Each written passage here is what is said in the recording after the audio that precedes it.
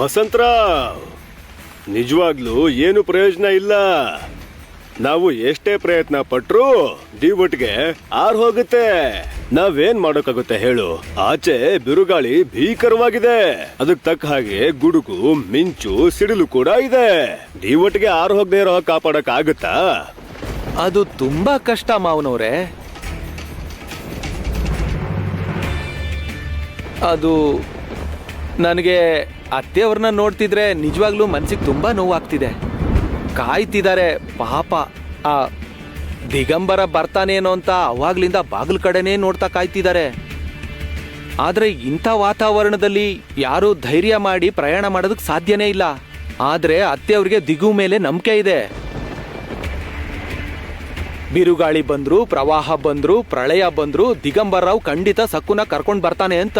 ಹೌದು, ಮತ್ತೆ ಅವ್ರು ಬರೋಷ್ಟ್ರಲ್ಲಿ ಮನೇಲಿ ಬೆಳಕಿರ್ಬೇಕಲ್ವಾ? ಇಷ್ಟು ಮಳೆಲ್ ಹೇಗ್ ಬರ್ತಾನೆ? ದಾರಿ ಉದ್ದಕ್ಕೂ ಕೆಸರು ಗುಂಡಿಗಳಿರ್ತಾವೆ.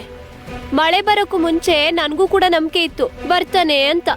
ಆದ್ರೆ ನನ್ಗೀಗ ನಂಬಿಕೆ ಇಲ್ಲ ದಿಗು ಬರ್ತಾನೆ ಅಂತ. ಯಮುನಾ, ನೀನ್ ಹೇಳಿದ್ ನಿಜಾನೇ. ಇಷ್ಟು ವಿಪರೀತವಾದ ಮಳೆಯಲ್ಲಿ ದಿಗು ಬರೋಕ್ ಆಗಲ್ವೇನೋ ಅಂತ ಅನಿಸ್ತಿದೆ.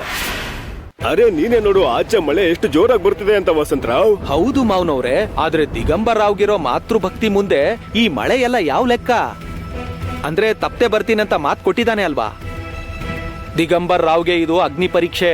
ಈ ಕಾಳರಾತ್ರಿಯ ಪರೀಕ್ಷೆಯಲ್ಲಿ ದಿಗು ಖಂಡಿತವಾಗ್ಲೂ ಉತ್ತೀರ್ಣ ಆಗ್ತಾನೆ. ದಿಗು ನಾನ್ ಕೊಟ್ಟಿರೋ ಪರೀಕ್ಷೆಯಲ್ಲಿ ಉತ್ತೀರ್ಣನಾಗ್ಬೇಕು. ನಾನು ಬಾಬಾ ಅವ್ರಿಗೆ ಮಾತು ಕೊಟ್ಟಿದ್ದೀನಿ. ದಿಗು ಬಾಬಾ ಅವ್ರ ಗೌರವನ ಕಾಪಾಡ್ತಾನೆ. ಆದ್ರೆ ಅಮ್ಮ, ಮಳೆ ತುಂಬಾ ಭೀಕರವಾಗಿದೆ. ನನಗ್ ಕಾಣಿಸ್ತಾ ಇದೆ. ಬಿರುಗಾಳಿ ಬರ್ತಿರೋದಿದೆ ಮೊದಲನೇ ಸಲನಾ?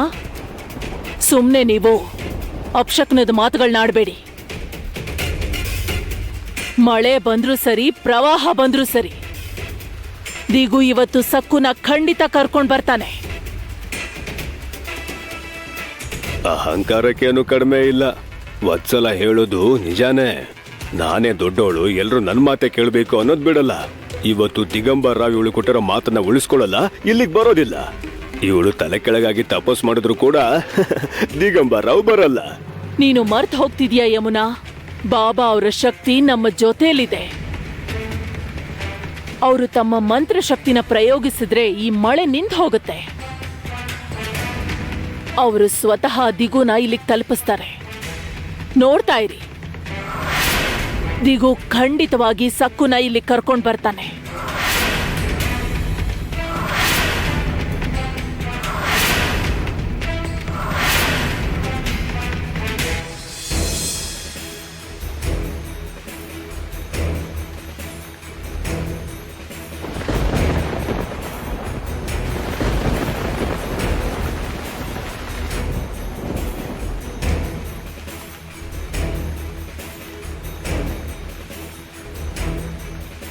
ಅದ್ ಏನೇ ಆದ್ರೂ ಸರಿ, ಇವತ್ತು ಸಕ್ಕುನ ಮನೆಗೆ ಕರ್ಕೊಂಡು ಬರಲೇಬೇಕು.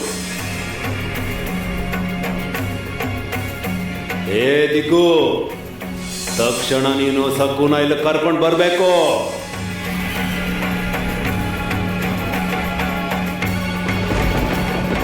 ಏನಿದು ಮಳೆ ಇಷ್ಟು ಜೋರಾಗಿ ಬರ್ತಿದೆ? ಯಾವಾಗ ನಿಲ್ಲತ್ತೆ? ಅಮ್ಮ ಅಲ್ಲಿ ಆತಂಕ ಪಡ್ತಾ ಇರ್ತಾಳೆ, ನನಗೋಸ್ಕರ ಕಾಯ್ತಾ ಇರ್ತಾಳೆ. ಈಗೇನ್ ಮಾಡೋದು? ಇನ್ನು ನಾನು ಮನೆಗೆ ಬಂದಿಲ್ಲ ಅಂತ ನನ್ನ ಮೇಲೆ ಕೋಪ ಮಾಡ್ಕೊಂಡಿರ್ತಾಳೆ. ಈ ರಾತ್ರಿ ಎಲ್ಲ ಮಳೆ ಬರೋ ಹಾಗೆ ಮಾಡು ಪಾಂಡುರಂಗ. ಕನಿಷ್ಠ ಪಕ್ಷ ಒಂದ್ ರಾತ್ರಿ ಆದ್ರೂ ನಾನಿಲ್ಲಿರೋ ಹಾಗೆ ಮಾಡು.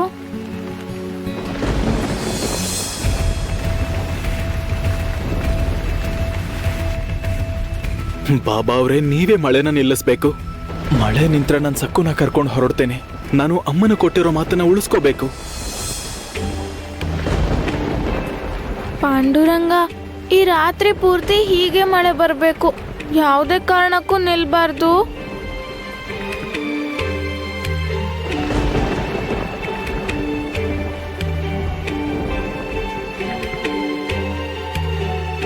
ಈ ರಾತ್ರಿ ಪೂರ್ತಿ ಹೀಗೆ ಮಳೆ ಬರಬೇಕು. ಯಾವುದೇ ಕಾರಣಕ್ಕೂ ನಿಲ್ಬಾರ್ದು.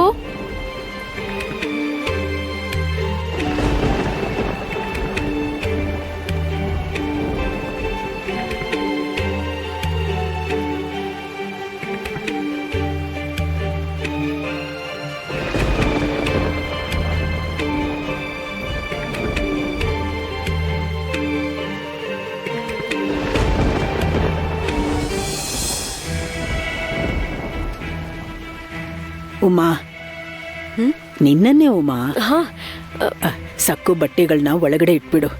ಆಚೆ ಇದ್ರೆ ಒದ್ದೆ ಆಗ್ಬಿಡತ್ತೆ. ಸರಿ. ಬಟ್ಟೆ ಒದ್ದೆ ಆದ್ರೆ ಗಂಟು ಭಾರ ಆಗುತ್ತೆ. ಹೌದು, ಒಳಗಿಡ್ತೀನಿ. ಅಮ್ಮ, ಹಾ ನನ್ನ ಕರ್ದಿಯಾ? ನೋಡು, ನಾನ್ ಹೇಳೋದೇನಂದ್ರೆ, ಹೇಗೋ ಅವ್ರಿಲ್ಲೇ ಉಳ್ಕೊಂಡಿರೋದ್ರಿಂದ ಮಳೆ ಕಡಿಮೆ ಆಗೋಷ್ಟ್ರಲ್ಲಿ ಅವ್ರಿಗೆ ಊಟ ಬಡ್ಸೋಣ. ಹಾ, ದಾರಿಲ್ ತಡ ಆದ್ರೂ ಸಮಸ್ಯೆ ಇರಲ್ಲ. ಆದ್ರೆ ಅತ್ತೆ, ಆ ಅವಾಗ್ಲೇ ಸಕ್ಕು ನಮಗ್ ಹೇಳಿದ್ಲು ಅಲ್ವಾ, ಅವ್ರ ಅತ್ತೆ ಮನೇಲಿ ದಿನ 2 ಪಲ್ಯ, ಬೇಳೆ ಸಾರು, ಚಟ್ನಿ ಎಲ್ಲ ಇರುತ್ತೆ ಅಂತ. ಇನ್ನು ಸಿಹಿ ತಿಂಡಿಗಳು ಕೂಡ ಮಾಡ್ತಾರೆ ಅಂತ ಹೇಳಿದ್ಲು. ಆದ್ರೆ ನಾವ್ ಅಷ್ಟೆಲ್ಲ ಅಡ್ಗೆ ಮಾಡಿಲ್ಲ.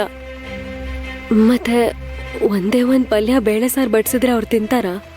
ಒಂದ್ ವೇಳೆ ನನ್ ಅಡ್ಗೆ ಅವ್ರಿಗೆ ಇಷ್ಟ ಆಗಿಲ್ಲ ಅಂದ್ರೆ? ಅದಕ್ಕೆ ನೀನು ನಿನ್ನ ಅಳಿಯನೋ ಉಪವಾಸ ಇರೋಕ್ ಬಿಡ್ತೀಯ ಉಮಾ. ನಮ್ ಶಕ್ತಿಗ್ ತಕ್ಕ ಹಾಗೆ ಅವ್ರಿಗೆ ಊಟ ಹಾಕೋಣ.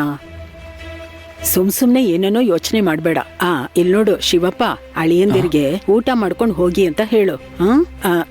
ಉಮಾ ನಡಿ, ನಾವ್ ತಟ್ಟೆ ಮತ್ತೆ ಕುಡಿಯಕ್ ನೀರಿಡೋಣ. ಬಾ.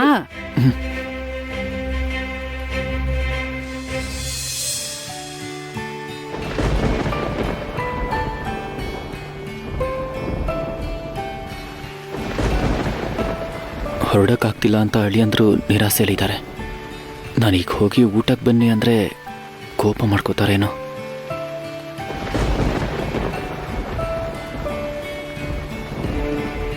ಸಕ್ಕು, ಹೋಗಿ ಎಲ್ರಿಗೂ ತಟ್ಟೆಗಳನ್ನ ಇಡಮ್ಮ. ಸರಿಯಪ್ಪ.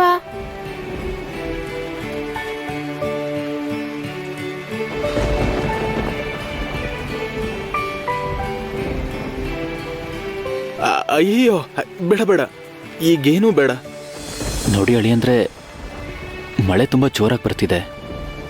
ಈಗಲೇ ಕಡಿಮೆ ಆಗೋ ಹಾಗೆ ಕಾಣ್ತಿಲ್ಲ. ಹೌದು, ಆದ್ರೆ ನಾವಿವತ್ತು ಹೊರಡ್ಲೇಬೇಕು. ನಾನು ನಿಮ್ಮನ್ನ ಹೋಗಬೇಡಿ ಅಂತ ಹೇಳ್ತಿಲ್ಲ, ನೀವು ಹೊರಡಿ. ಆದರೆ ಮಳೆಯಲ್ಲಿ ನಿಮಗೆ ತಿನ್ನೋಕೆ ಏನೂ ಸಿಗಲ್ಲ. ನೀವೇನಾದರೂ ಊಟ ಮಾಡ್ಕೊಂಡು ಹೋದರೆ ನಿಶ್ಚಿಂತೆಯಾಗಿ ಹೋಗ್ಬೋದು. ನಮಗೂ ಕೂಡ ತೃಪ್ತಿಯಾಗಿರುತ್ತೆ. ದಯವಿಟ್ಟು ಬನ್ನಿ.